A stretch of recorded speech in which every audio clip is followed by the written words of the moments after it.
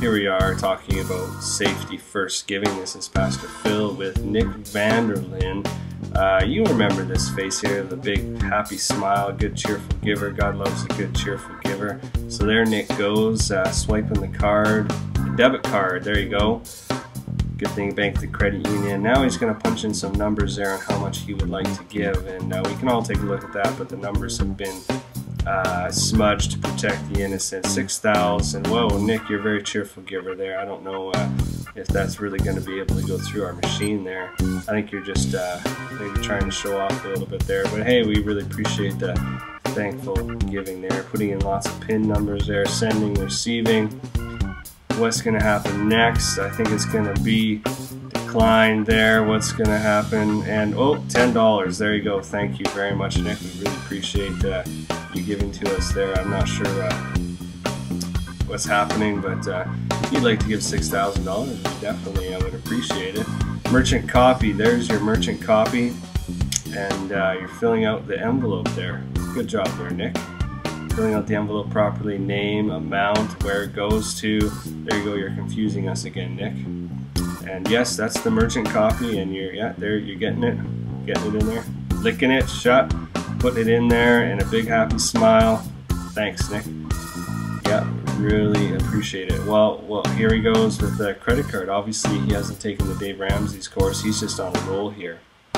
Put the camera on this guy. He just doesn't know when to stop. So there he goes, punching in some numbers. Again, you be careful, Nick, about that. You don't want to go overboard there. First one you rip off, second one, there you go, and oh, careful, don't want to rip it. Merchant copy. There you go, you're going to get a pen and fill it out, sign your name, fill out another envelope, take the merchant copy, the one that's signed, put it in the envelope there. That's fantastic. Well, watch the tongue, don't want to get a... There. Great job, Nick. Big smile.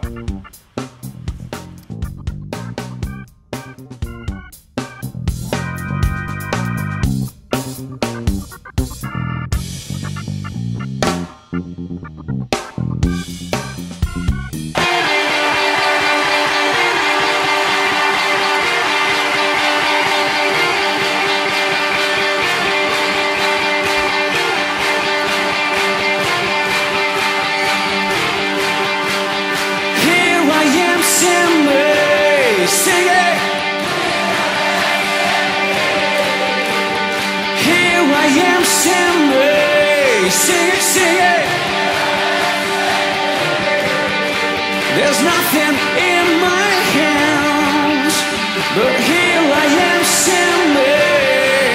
Come on.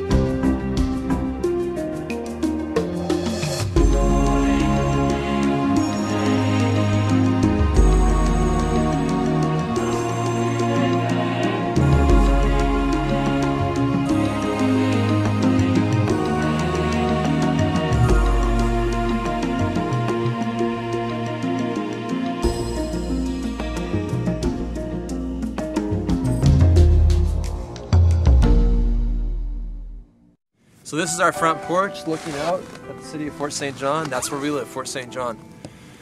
One of the wealthiest cities per capita in Canada, no question about it. Some of those stats we just threw up on the screen, all of them are real. Some of them taken from just in the last couple of weeks as far as the unemployment rate. We're a blessed people.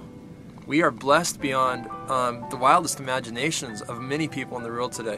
What is our responsibility? What are we supposed to do with that wealth? I'm reminded of the story of the talents in Luke chapter 19. A nobleman who represents God leaves and trusts 3 servants of his to look after his affairs while he's gone. One servant is given 1 talent, which is the equivalent of 1 talent is the equivalent of 75 pounds of gold. Another servant is given 2, and another servant is given 5, each to their own ability.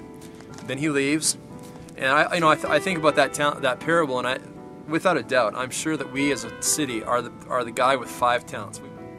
The sobering note at the end of that story is that the master comes back, the nobleman comes back, sits down with the 3 guys, and there's this sense of expectation on his part. He expected them to do something with the wealth that was entrusted to them. And so you have the two guys with the 5 and the 2 talents. They take their money, they invest it, they go into ventures, and they take some risk, and they multiply that money. They use it very effectively. The sad part about it is the guy with 1 talent. What does he do with it?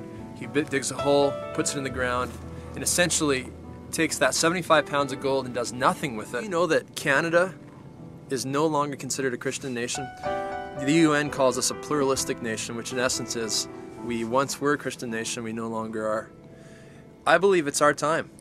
I believe this is our moment in history, and I believe that God's called us to make a difference.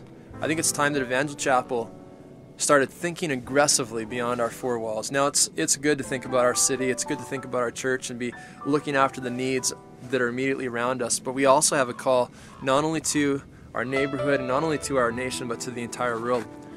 It's time for us to start thinking beyond our borders.